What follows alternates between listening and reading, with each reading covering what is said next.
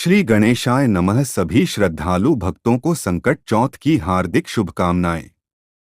आज हम आपको सुनाने जा रहे हैं भगवान गणेश की ऐसी पावन कथा जिसे सुनने मात्र से जीवन के संकट दूर होने लगते हैं। आइए श्रद्धा और विश्वास के साथ संकट चौथ व्रत कथा का शुभारंभ करें। बहुत समय पहले की बात है। एक छोटे से गांव में धर्मदास नाम का एक गरीब किसान अपनी पत्नी सावित्री के साथ रहता था।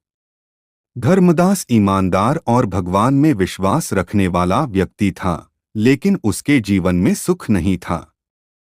फसलें बार बार खराब हो जाती थीं, घर में धन की कमी रहती थी और सबसे बड़ा दुख यह था कि कई वर्षों से उन्हें संतान सुख प्राप्त नहीं हुआ था।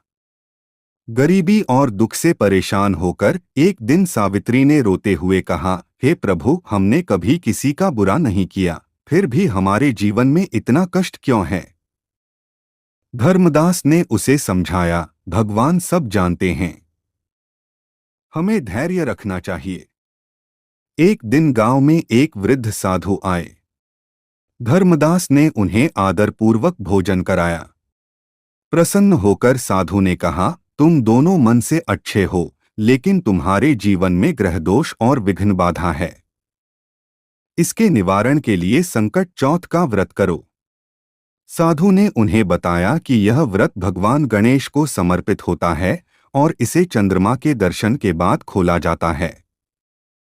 अगले ही महीने सावित्री ने पूरे नियम से संकट चौथ का व्रत रखा।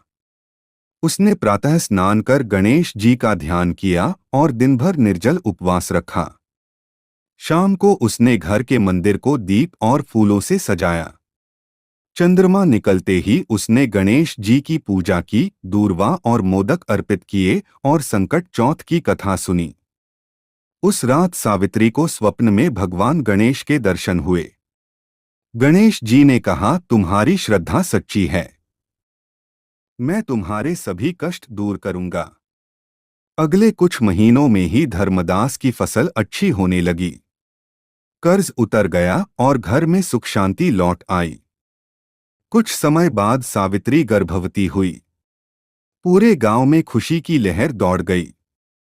समय आने पर उसने एक सुंदर स्वस्थ पुत्र को जन्म दिया। उन्होंने उसका नाम गणेश प्रसाद रखा।